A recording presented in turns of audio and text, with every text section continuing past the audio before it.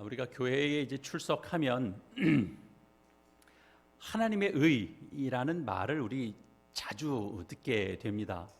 그런데 이제 우리의 어려움은 또 어디에 있냐 하면 하나님의 의로우심이 우리에게 어떻게 능력이 되는지는 사실 이렇게 언뜻 연결이 안 될 수 있습니다. 왜냐하면 구원이라는 건 보통 우리는 은혜, 선물 이제 이렇게 이해하는데, 그런 말과 의라는 건, 의로움이라고 하는 건 사실은 어떻게 보면 내용상 연결이 잘 안 되는 것처럼 우리가 받아들여지기 때문에, 사실은 또 가까운 내용이 아닌 것처럼 느껴질 수 있기 때문에 그렇습니다. 그럼에도 불구하고 우리가 신자가 항상 이 부분에 대해서 관심을 가져야 되는 이유는 성경이, 하나님의 말씀이 하나님의 의에 대해서 매우 중요하게 가르치기 때문에 그렇습니다. 꼭 어렵고 무슨 심오한 뜻이 담겨져 있는 부분에서만이 아니고, 신자라면 누구나 다 이렇게 잘 이해할 수 있는 친근한 부분으로서 이제 하나님은, 그러니까 성경은 하나님의 의에 대해서 가르치고 있습니다. 우리가 자주 읽는데 그 중요성을 미처 깨닫지 못하기도 하고 무심코 지나치기도 하는데, 우리가 좀 마음에 잘 새길 필요가 있습니다. 그래서 제가 좀 쉽게 설명을 해야 되는데, 때로는 들어도 좀 어려운 것 같고 그렇게 설명이 되기도 합니다. 최대한 쉽게 우리 청소년부 학생들, 우리 자라나는 어린이들도 좀 이해하는 정도까지 갈 수 있도록 한번 해보겠습니다. 바울은 복음을 부끄러워하지 않는다고 했습니다. 왜냐하면 이 복음이 유대 사람에게나 또 헬라 사람들에게 헬라 사람에게 이르기까지 다 모든 사람들을 구원하는 하나님의 능력이 되기 때문이다, 이렇게 얘기했습니다. 그래서 이 복음은 뭐냐, 근데 우리가 아는 바대로 이 복음은 바로 예수 그리스도를 가리킵니다. 그러니까 말을 바꾸면 예수 그리스도는 모든 믿는 사람을 구원하는 하나님의 능력이 됩니다. 하나를 더 묻죠. 그런데 왜 예수 그리스도는 모든 믿는 사람을 구원하는 하나님의 능력이 되는가 하는 겁니다. 복음이 왜 믿는 사람을 구원하는, 모든 믿는 사람을 구원하는 하나님의 능력이 되는가 하는 거죠. 그 이유를 이제 오늘 우리가 읽었던 로마서 1장 17절에서는 그렇게 얘기하고 있죠. 하나님의 의가 복음 속에 나타나 있기 때문이다, 그렇게 이제 이야기하고 있습니다. 그러니까 그래서 하나님의 의가 중요한 거죠. 하나님의 의가 복음 속에 나타나 있다라는 거예요. 이 하나님의 의가 이 복음 속에 나타난다라는 게 무엇을 의미하는지 이제 우리가 살펴봐야 됩니다. 의라는 게 이제 뭐냐라는 거죠. 이 당시 사람들의 어떤 생각, 사상, 그러니까 보통 이렇게 얘기하면 이제 어려우니까 사람들이 일반적으로 가지고 있는 생각,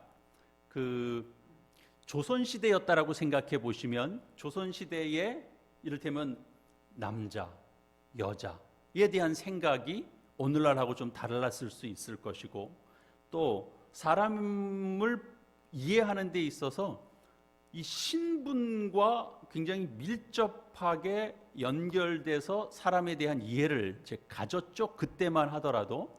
그래서 이를테면 이제 구별이 있는 게 그때는 당연했습니다. 그러니까 구별을 안 가지면 이상한 사람이죠. 구별을 했어야 됐습니다. 그러나 이제 오늘날 우리의 생각, 오늘날의 사상은 그런 구별, 그런 차별이 이제 사라졌죠. 허물어졌죠. 달라졌죠. 그러나 어쨌든 이제 우리가 좀 따져서 생각해 보려면, 그때 사람들이 가졌었던 생각 속의 의라는 건 뭐냐면, 모든 사람들이 다 따라가야 되는 본보기 같은 겁니다. 그러니까 절대적인 어떤 윤리를 얘기하는데 사람들이 이렇게 다 따라가야 되는 거예요. 그래서 한 사람의 어떤 도덕적이로나 또 윤리적으로나 어떤 인격적으로나 그 한 사람의 어떤 특성을 설명할 때 이런 것들을 다 합쳐서 도덕적이기도 하고 윤리적이기도 하고 인격적이기도 하고 이런 것들을 다 통틀어서 의라는 이제 표현으로 그것을 담았습니다. 그래서 이 당시 이제 로마, 그리스 사람들의 사상은 뭐냐면 어떤 사람을 의롭다, 저 사람은 참 의로운 사람입니다라고 얘기할 때 그건 한 사람이 그 사람이 도덕적으로나 윤리적으로나 무슨 인격적으로나 이렇게 흠잡을 데 없는 그런 이제 높은 인격 또는 성품 이런 것들을 가진 사람이라고 이해를 했습니다. 그런데 이제 그 그리스 로마 지역에 사는 사람들은 그렇게 생각을 하고 있었지만 히브리 사고는 그러니까 이제 성경적 사고는 뭐냐면 위치도 좀 다르죠. 유대인들이 있었던 이제 가나안 땅은 그리스 로마 사람들이 살았던 지역하고는 좀 위치로 좀 다릅니다만 어쨌든 성경에서 얘기하고 있는 의는 조금 달라요. 그런 도덕적이거나 윤리적인 어떤 이제 규범이 아니고 관계 속에서 형성되는 그런 성품입니다. 그러니까 히브리 사상에서 얘기하는 성경이 말하는 의는 뭐냐 하면 어떤 한 사람이 가지고 있는 개인적인 성품을 이야기하는 게 아니라 그 한 사람이 딱 떨어져 있어서 그 사람 참 좋아 이런 게 아니라 그 한 사람이 이렇게 공동체 속에서 사회 관계 속에서 그 사람이 어떤 책임을 다하는가, 어떤 의무를 다하는가 그런 것들과 함께 묶여져서 의라는 것을 이제 생각하고 받아들인다라는 겁니다.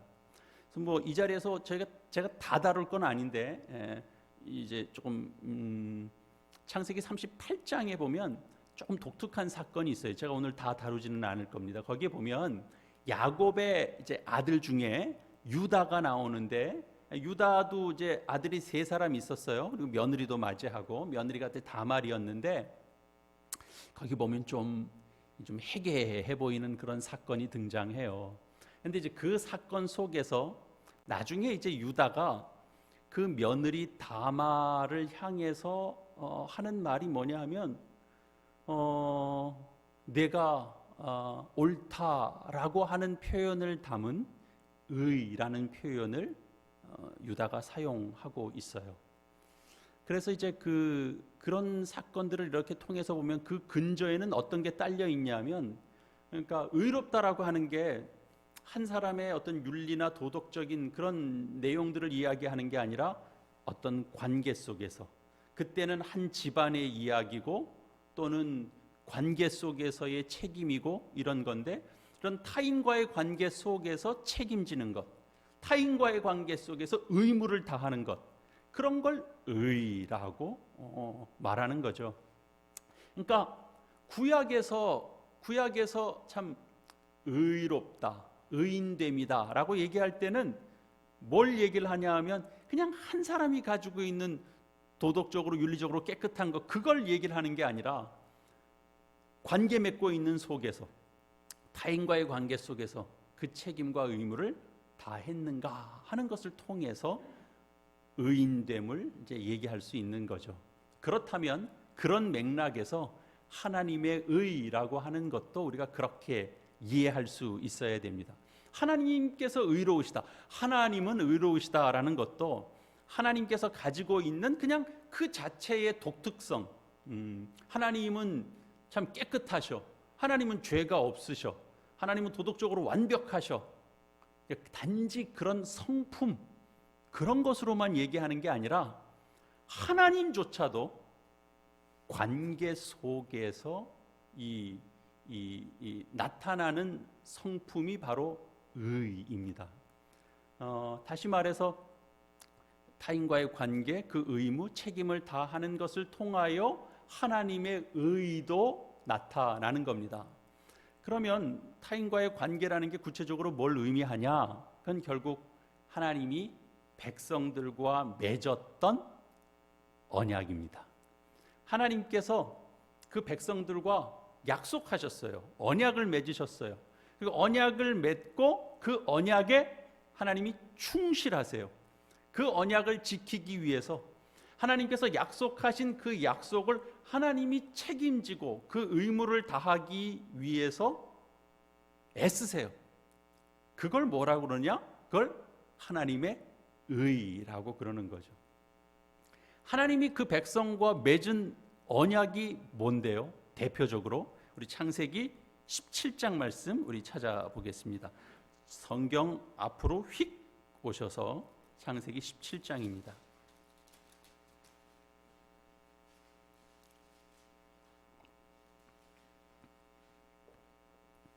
창세기 17장 1절에서 7절까지 말씀 제가 읽겠습니다.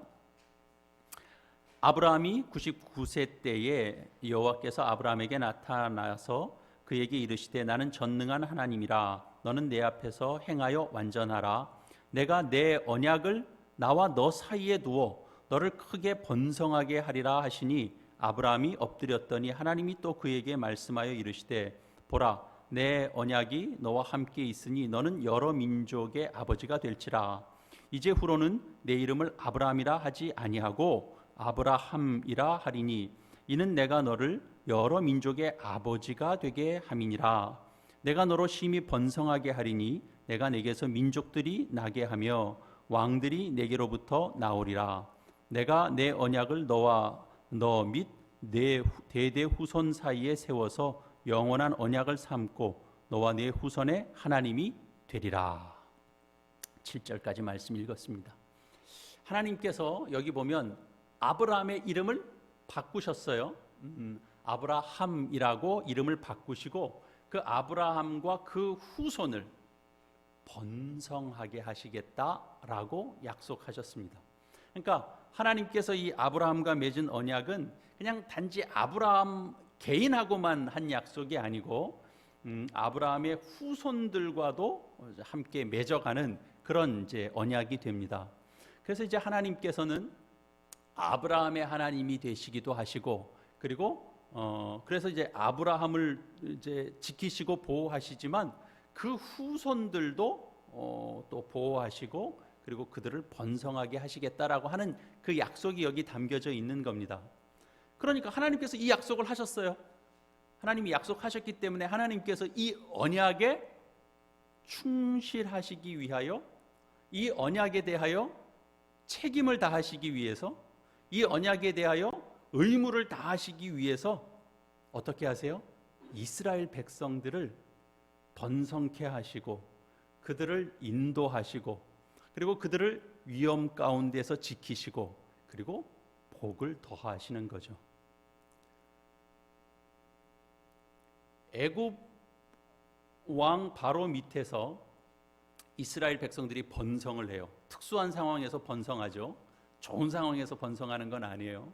그러나 이제 특수한 상황 속에서 번성케 하셨는데 그러나 이제 세월이 지나면서 학대받는 일들이 생겨요. 이스라엘 백성들이. 그들은 바로 이 아브라함의 후손들이니까 하나님께서 이 이스라엘 백성들을 이제 애굽에서 건져내서 이제 목적하신 뜻을 이루기 위하여 큰 기적을 동원해서 그들을 이끌어내세요. 그리고 광야를 지날 때 만나와 메추라기를 통해서 먹이시고 낮에는 구름 기둥 밤에는 불 기둥으로 또 보호하시고 또 인도하시고 그리고 가나안으로 들어가서는 이미 가나안 땅은 이미 이렇게 도시 국가들이 이미 형성되어 있었거든요. 그러니까 그들이 가지고 있는 그 어떤 힘과 위협 속에서 이스라엘 백성들을 지켜요. 그리고 이스라엘 백성들에게 힘을 더해서 그 땅을 차지할 수 있도록 하나님께서 간섭해 주세요. 이스라엘을 도우시는 거죠. 하나님이 왜 이렇게 하시는 거예요? 하나님의 이런 행동은 우리가 지금 확인하는 바대로 따르면 아브라함과 그들의 선조 아브라함과 맺은 약속 때문이죠. 언약 때문에. 그 언약에 신실하신 하나님이신 겁니다. 원래 약속이라는 건 어떤 거예요? 서로 쌍방이하는 거죠. 서로 각각 약속하는 거 아니에요. 그래서 각각 당사자가 각자가 책임과 의무를 지는 겁니다. 누구 한 사람만 책임지고 누구 한 사람은 아무 의무도 없고, 그런 언약은 사실 잘 없잖아요. 그러나 어쨌든 하나님께서는 하나님 편에서 책임과 의무를 이행하십니다. 이스라엘을 하나님은 잊으시지 않으시고, 하나님은 이스라엘을 배반하지 않으시고, 하나님은 이스라엘에게 불성실하지 않으시고, 끊임없이 신실함을 가지시고 성실함으로 이스라엘에 대한 하나님의 약속을 충실하게 지켜가십니다. 그러니까 하나님은 이스라엘에 대해서 의무와 책임을 다하시는 것이죠. 구약 성경은 바로 이 하나님의 이런 행동을 뭐라 그러느냐? 하나님의 의라고 가르치는 겁니다. 요건 이제 제가 그냥 보겠습니다. 출애굽기 9장 27절에 보면 거기에 이제 바로가 사람을 보내서 모세와 아론을 불러서 그들에게 이렇게 약속을 하는데 뭐라고 하냐면 내가 범죄했다, 그런 얘기를 해요, 바로가. 그러면서 하는 말이 뭐냐면 여호와는 의로우시고 나와 내 백성은 악하도다, 그런 말을 합니다. 그러니까 하나님께서 모세를 통해서 이제 애굽과 바로에게 이제 재앙을 이제 내리시는데, 이 재앙들은 다 결국은 이것도 아브라함과 맺은 약속에 충실하기 위한 하나님의 행동이죠. 하나님 행동하세요. 이것에 대해서 이제 바로가 하나님은 의로우시고 나와 내 백성은 의롭지 못하다, 악하다, 그렇게 이제 말한 겁니다. 그러니까 결국은 바로가 하는 말은 뭐냐면 이스라엘을 구원하시는 하나님의 행동을 보니까, 이들이 믿는 하나님이 이렇게 이 땅에 간섭하시는 걸 보니까 하나님은 의로우시다라고 바로가 고백할 수 있는 겁니다.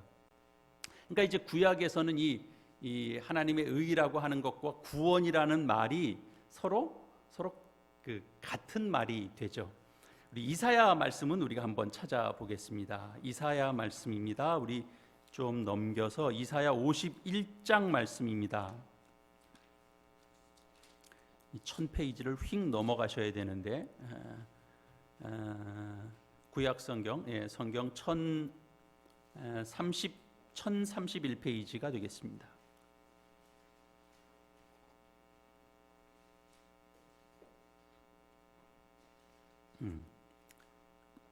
구약성경 1031페이지 이사야 51장 우리 5절에서 8절까지 말씀입니다. 우리 같이 읽겠습니다. 내 공의가 가깝고 내 구원이 나갔은즉 내 팔이 만민을 심판하리니 섬들이 나를 앙망하여 내 팔을 의지하리라. 너희는 하늘로 눈을 들며 그 아래의 땅을 살피라. 하늘이 연기같이 사라지고 땅이 옷같이 헤어지며 거기에 사는 자들이 하루같이 죽으려니와 나의 구원은 영원히 있고 나의 공의는 폐하여지지 아니하리라. 의를 아는 자들아, 마음에 내 율법이 있는 백성들아, 너희는 내게 듣고 그들의 비방을 두려워하지 말라. 그들의 비방에 놀라지 말라. 옷같이 좀이 그들을 먹을 것이며 양털같이 좀벌레가 그들을 먹을 것이나 나의 공의는 영원히 있겠고 나의 구원은 세세에 미치리라. 아멘. 여기 이제 5절에 보면 여기 내 공의가 가깝고 내 구원이 나갔은즉 이렇게 돼 있는데, 여기 이제 내 의가 이제 빠르게 다가오고 있다, 그런 말입니다. 그리고 내 구원이 여기 나갔다라고 하는 거는 이미 나타났다, 이제 그런 의미가 됩니다. 그러니까 여기서는 뭐냐면 하나님의 의, 구원, 이게 지금 같은 말로 쓰여지고 있습니다. 6절 하반절에도 마찬가지입니다. 나의 구원은 영원히 있고 나의 공의는 폐하여지지 아니하리라 라는 표현에서도 구원과 의가 같은 뜻으로 쓰여집니다. 8절도 마찬가지죠. 나의 공의는 영원히 있겠고 나의 구원은 세세에 미치리라 라는 표현에서도 의와 구원이 같은 의미로 쓰여지고 있습니다. 이렇게 보면 하나님의 구원은 하나님의 의인 거죠. 그래서 백성들을 위한 하나님의 구원이 결국은 이제 하나님의 의라는 방식으로 이루어집니다. 하나님께서 그 백성을 사랑하시고 또 구원하시는데 그걸 어떻게 표현하시느냐 하면 우리가 지금 확인한 것처럼 언약에 충실하신 하나님의 의인 것입니다. 바울은 이런 하나님의 의, 이제 구약에서 너희들이 잘 알고 있는 그 하나님의 의, 그게 어디에 나타났다라고 얘기하냐면 복음 속에 나타났다라고 얘기합니다. 복음은 예수 그리스도이죠. 그러니까 예수 그리스도의 사건이 결국 무엇을 뜻하는 거냐 하면 그 백성을 향한 하나님의 의를 나타내는 사건이 바로 예수 그리스도이신 겁니다. 예수 그리스도께서 이 땅에 오시는 거죠. 다시 한번 정리하면 하나님의 의라는 것은 결국은 하나님 그냥 당신 자신이 윤리적으로 깨끗하고 도덕적으로 완벽하고 죄 없고 그래서 나는 의롭다 이러는 것이 아니고 관계 속에서 그의 백성들과의 관계 속에서 약속하시고 그 약속에 대해서 책임 있게 성실하게 그 의무를 다하시는 그런 차원에서 하나님의 의인 것입니다. 그렇기 때문에 하나님께서 의롭다라고 하는 것은 결국은 그 백성들에 대하여 책임을 져버리지 않는 하나님, 그 하나님을 얘기하죠. 그래서 구약 백성들이 하나님의 구원을 하나님의 의라고 노래했던 겁니다. 그런데 이 하나님의 의가 마지막 시대를 살아갈 때 최종적으로 어디에 이 하나님의 의가 최종적으로 나타났느냐 하면 바로 예수 그리스도를 통하여 나타났다라고 하는 겁니다. 그 다음은 없습니다. 그러니까 일단 이 말을 뒤집는 얘기를 하면 우리는 구별할 수 있어야 됩니다. 성경은 이 하나님의 의가 구약에서 이미 이런 식으로 나타났고 그리고 이 종말을 살아가는 이 시대에 최종적으로 어디에 완벽하게 나타났느냐 하면 예수 그리스도를 통하여 최종적으로 다 나타난 겁니다. 그래서 더 이상의 하나님께서 이 예수 그리스도 속에서는 부족하니까 또 다른 것으로 더 충분하게 하나님의 사랑을 나타내 보일 수 있는 어떤 것을 더 세상 가운데 줄 게 없는 겁니다. 예수 안에 예수 그리스도의 성육신 속에 다 담겨져 있는 거죠. 그러니까 예수 그리스도께서 이 땅에 찾아오신 것, 그리고 그 찾아오시면 바로 하나님께서 자기 백성들과 맺는 약속에 대해서 얼마나 성실하신지, 얼마나 그 약속에 신실하신지, 하나님이 도대체 얼마나 큰 책임과 의무를 가지고 계신지를 보여주는 사건이 바로 예수님, 그 독생하신 외아들 예수를 이 땅에 그리스도로 보내시는 사건 속에 담겨져 있다라는 거죠. 그러니까 그분이 이 땅에 오셔서 십자가를 지시고 그리고 부활하시는 이런 사건들이 결국은 하나님께서 얼마나 의로우신가 하는 것을 가장 최고로, 가장 정점으로 보여주는 사건이 됩니다.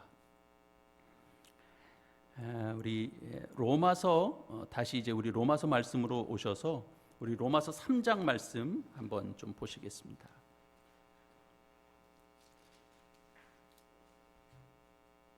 로마서 3장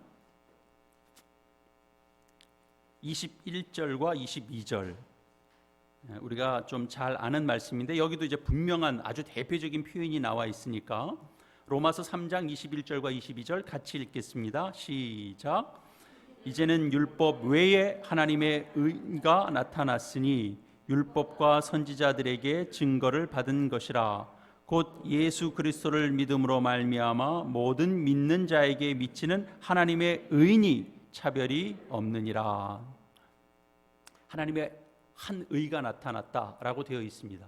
그리고 그 하나님의 의는 예수 그리스도를 믿는 믿음을 통해서 오는데 이건 모든 믿는 자에게 미쳐지는 겁니다. 그리고 또한 모두 뭐가 없다라는 거예요? 차별이 없다라는 거예요. 이건 뭘 말하는 거죠?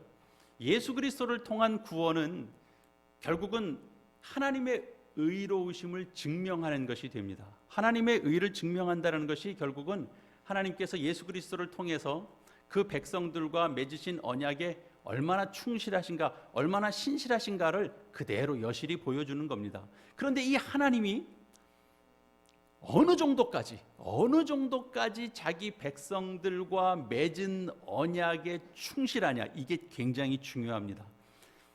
어느 정도까지 그 책임을 다하시는가. 로마서 5장 한 장 더 넘기셔서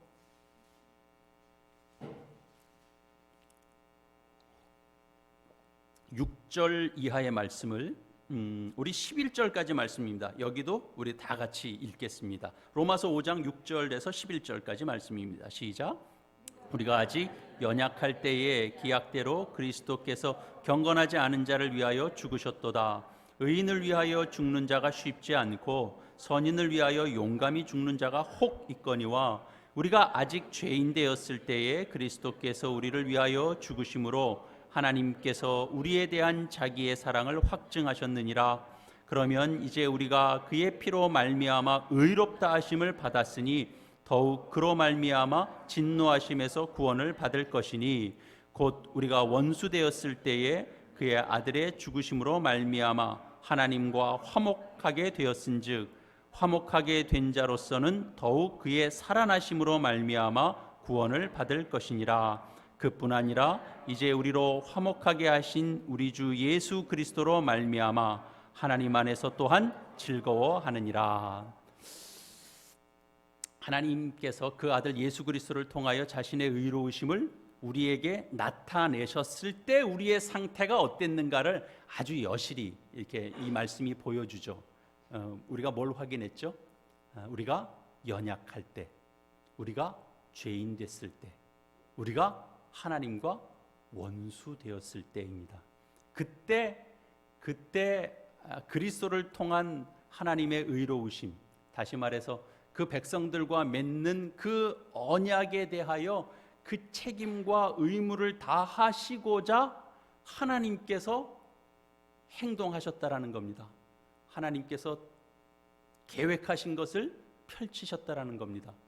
우리에게 어떤 반응을 먼저 요구하지 않았습니다. 하나님은 우리에게 너희들 먼저 돌이키고 너희들이 먼저 나를 와서 찾고 무릎 꿇고 그리고 나에 대하여 좀 신실함을 일정 기간 보이고 그러면 내가 나의 의로움을 너희에게 보이겠다. 내가 약속한 거 있잖아.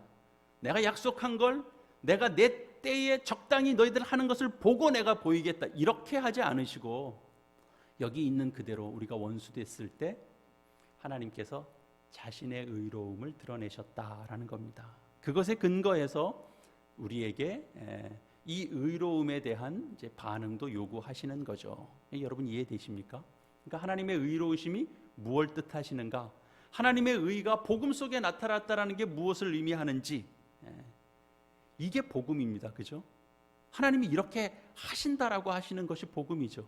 우리의 구원은 우리의 의로움 때문에 이루어진 것이 아니고 우리의 하나님의 의로 말미암아서 우리의 구원이 이루어진 것이죠. 하나님은 자기 백성들과 언약을 맺으십니다. 그 백성을 버리지 않으시고 그 백성들을 하나님 나라로 이끌어 가시고 그리고 그 백성들을 하나님의 성품에 이르는 수준까지 자라도록 하나님께서 이끌어 주십니다. 그런 관계가 되는 자리까지 나가는 동안에 하나님께서 사랑하시고 사귐의 관계를 맺어가시겠다라고 하시는 겁니다. 그리고 그 약속을 지키고자 하나님은 열심을 다해서 그 백성을 인도하십니다. 과거에나 현재나 미래에나 하나님은 그 언약에 충실하십니다. 그래서 하나님은 자기 백성에 대한 책임과 의무를 이렇게 가지시는 거예요. 어떻게? 하나님 스스로가 하나님이 하신 약속에 자신이 스스로 묶이시는 겁니다. 내가 이렇게 한 약속에 우리는 무슨 약속을 했다가도 상황이 달라지면 나 안 해, 나 못해. 그때는 내가 약간 생각이 나갔었나 봐. 없던 걸로 해가 될 수 있죠. 하나님은 하나님이 하신 약속에 자신을 묶으세요. 일정 기간이 아니에요. 전 세대를 거쳐서 온 역사를 통해서 그렇게 하세요. 하나님은 의로우신 분이시다라는 건 다른 말로 말해서 우리가 지금 확인하는 것처럼 자기 백성에 대한 구원, 그 구원의 책임과 의무를 다 하신다라는 거죠. 나 옳다. 그러니 너희는 정말 나를 따라라. 내가 이렇게 옳은 것을 너희에게 계속 보이고 있으니 너희가 나를 따라와야 된다. 그런 게 아니라 내가 너희를 정말 옳게 만드는 자리까지 내가 지금 일하겠다 이겁니다. 내가 책임을 다하겠다. 나의 의무를 다하겠다. 그런 겁니다. 이 사랑하는 성도 여러분, 하나님은 외아들 예수 그리스도를 이 땅에 보내셔서 십자가에 죽기까지 우리를 향한 책임과 의무를 다하십니다. 그리고 이런 하나님의 의로우심으로 인해서 우리가 결국은 하나님의 자녀가 됐고, 이런 하나님의 의로우심 때문에 우리가 지금 구원받는 대열에 우리가 함께 있는 것이고, 그리고 우리의 구원은 지금도 잘하고 있습니다.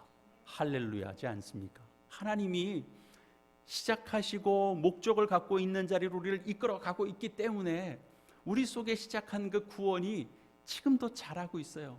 지금도 열매를 맺고 있어요. 여러분의 구원을 여러분이 책임지고 있지 않습니다.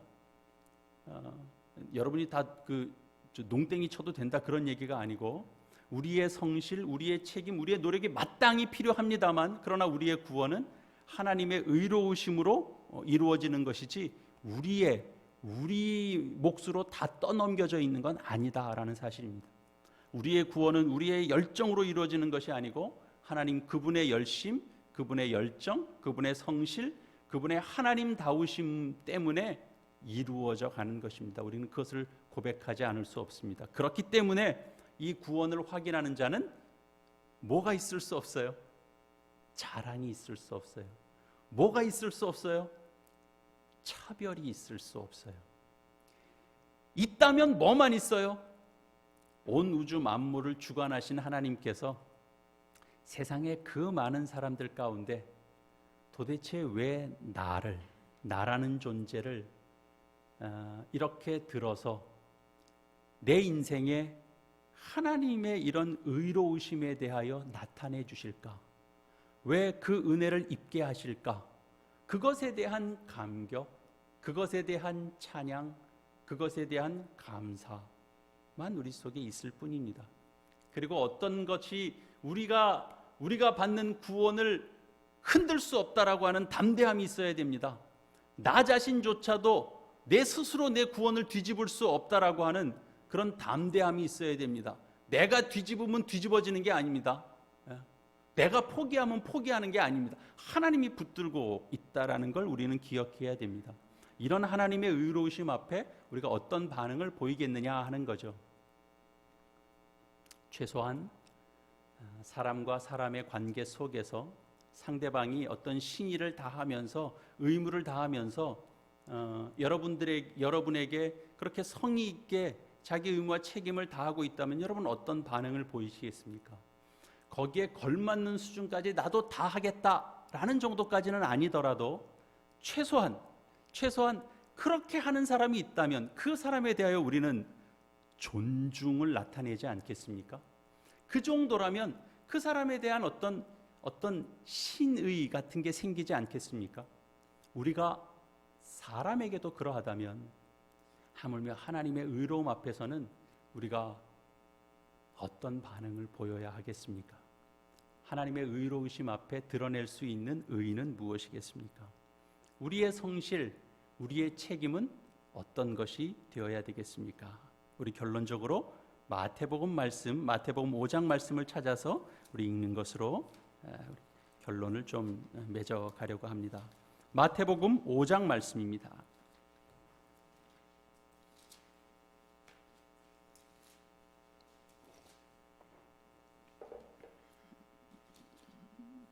마태복음 5장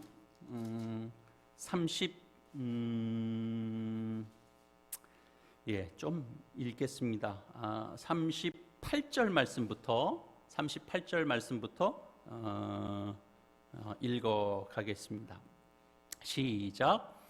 또 눈은 눈으로 이는 이로 갚으라 하였다는 것을 너희가 들었으나 나는 너희에게 이르노니 악한 자를 대적하지 말라. 누구든지 내 오른편 뺨을 치거든 왼편도 돌려대며 또 너를 고발하여 속옷을 가지고자 하는 자에게 겉옷까지도 가지게 하며 또 누구든지 너로 억지로 오리를 가게 하거든 그 사람과 심리를 동행하고 내게 구하는 자에게 주며 내게 꾸고자 하는 자에게 거절하지 말라. 또 내 이웃을 사랑하고 내 원수를 미워하라 하였다는 것을 너희가 들었으나 나는 너희에게 이르노니 너희 원수를 사랑하며 너희를 박해하는 자를 위하여 기도하라. 이같이 한즉 하늘에 계신 너희 아버지의 아들이 되리니 이는 하나님이 그 해를 악인과 선인에게 비추시며 비를 의로운 자와 불의한 자에게 내려 주심이라. 너희가 너희를 사랑하는 자를 사랑하면 무슨 상이 있으리요? 세리도 이같이 아니하느냐? 또 너희가 너희 형제에게만 무난하면 남보다 더하는 것이 무엇이냐? 이방인들도 이같이 아니하느냐? 그러므로 하늘에 계신 너희 아버지의 온전하심과 같이 너희도 온전하라. 여러분, 이것이 하나님의 온전하심입니다. 이것이 하나님의 의로우심입니다. 하나님께서 인간을 향하여 가지시는 책임입니다. 하나님이 사랑으로 그 책임을 나타내시죠. 마땅히 우리도 우리의 의로움을 이제 드러낼 때에는 온전하심과 같이 하늘아버지가 온전하심과 같이 너희도 온전하라. 우리가 의로움을 드러낼 때는 결국은 이 하나님의 방식을 우리는 따라갈 수 있어야 됩니다. 내가 잘난 것을 나의 의라고 얘기하지 않습니다. 내가 도덕적으로 윤리적으로 흠결이 없는 것을 내 의라고 얘기하지 않고 내가 여태까지 살아온 나의 능력이라고 얘기하지 않습니다. 연약하고 또 죄에 취약하고 또 죄에 무력한 자 앞에서 하나님께서 그들에게 찾아오신 것 같이 그렇게 우리는 사람 앞에 세상 앞에 나의 성의를 다하고 나의 책임을 다할 때 결국 그것이 하나님과 맺은 언약에 대한 우리의 책임과 의무를 다하는 것이 됩니다. 여러분, 신자는 다른 겁니다. 세상에 익숙한 것에 따라가서는 안 됩니다. 신자의 삶은 가난하지 않습니다. 신자의 삶은 참 깊고 오묘하고 그리고 풍성합니다. 하나님 안에 있어서 우리는 넉넉합니다. 하나님께서 우리에게 요구하시는 건 그래서 우리 산상수훈에서 보는 것처럼 너희는 먼저 그의 나라와 의를 구하라입니다. 그의 나라와 의를 구하라인데 뭐라고 돼 있습니까? 앞에 먼저 이렇게 돼 있죠. 너희는 먼저 그의 나라와 의를 구하라. 하나님께서 통치하실 것을 구하고 그 의를 구하라라는 거죠. 하나님께서 우리가 그 방식대로 살아갈 때 그 의를 드러내는 삶의 원리, 그의 방식대로 살아갈 때 그때 우리 마음속에 드는 건 어떤 마음이냐 하면 나는 나 혼자 멋있어지지는 않겠다 이런 겁니다. 나는 나 혼자 거룩해지지는 않겠다 이러는 거죠. 우리가 이것을 놓치고 살고 이것을 놓친 채로 우리가 열정 있게 하고 우리가 성실하게 하고 우리가 열심을 다하면 그러면 가장 중요한 것, 가장 먼저 해야 될 것을 놓치고 우리는 막 달려가는 것과 마찬가지가 됩니다. 나 혼자서는 그러니까 아브라함이 그랬고 모세가 하나님 앞에 중보 기도할 땐 다 그랬습니다. 하나님, 저들과 함께 하지 않을 거면 내 이름도 생명책에서 빼주십시오. 그러는 겁니다. 같이 가는 겁니다. 나만 뿔쑥 솟아 있는 걸 나는 원치 않습니다. 그런 마음으로 우리에게 주어진 하나님의 의로우심을 이렇게 보이셨으니 우리는 이 땅에서 신자로 어떻게 살아야 될까 하는 우리의 반응을 하나님의 말씀을 따라 잘 새겨갈 수 있으면 좋겠습니다. 하나님의 의로우심은 하나님 혼자 멋져지는 겁니까? 아니면 하나님의 백성된 우리까지도 멋지게 만드시려는 데 있습니까? 우리까지를 다 포함하는 것이겠죠. 그 답을 여러분들 속에 담는다면 우리의 인생도 세상 앞에서 신자로서의 삶이 좀 다른 삶을 살아갈 수 있을 것입니다. 기도하겠습니다.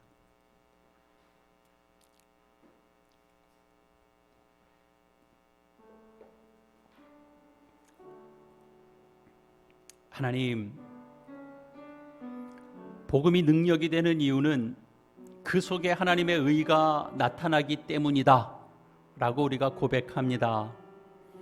먼저 뜻을 세우시고 먼저 찾아오시고 먼저 약속하시고 그리고 그 약속에 자신을 묶으시는 하나님의 의가 예수 그리스도를 통하여 나타나셨기 때문이라고 우리는 고백합니다. 우리는 어쩌면 우리의 삶이 어딘가에 묶이는 것이 참 싫어하는 삶을 살아가는 자인지 모르겠습니다. 주님, 우리는 또한 어쩌면 그렇게 내용과 실체가 없는 그냥 자유만을 쫓아가는 그런 삶을 사는 자인지 모르겠습니다. 우리를 구원하시고자 하나님께서 복을 약속하시고 또한 복된 자리로 이끌어 가시는 그 책임과 의무를 다하시되 가장 못난 모습일 때 오히려 그 책임과 의무를 사랑과 은혜로 찾아오셔서 나타내 보이시는 그 하나님을 닮아가는 자들 될 수 있도록 주님 우리를 붙들어 주시옵소서. 지금도 하나님께서 우리를 그렇게 빚어가지고 계시고 그렇게 자라게 하고 있다라고 하는 것을 확인하는 우리 모두 되게 하여 주시옵소서. 우리가 먼저 구하고 바랄 것은 주의 나라와 그 의라고 하는 것을 온전히 붙들고 살아가는 그런 주의 백성들 되게 하여 주시옵소서. 나 혼자가 아니라 이들과 함께 구원을 이뤄갈 수 있도록 주여 우리 인생에 은혜를 베풀어 주시옵소서. 이 시대에 주님 은혜를 베풀어 주시옵소서. 주님, 이 시대에 우리가 할 노릇을 다하게 하여 주시옵소서. 예수님의 이름으로 기도합니다. 아멘.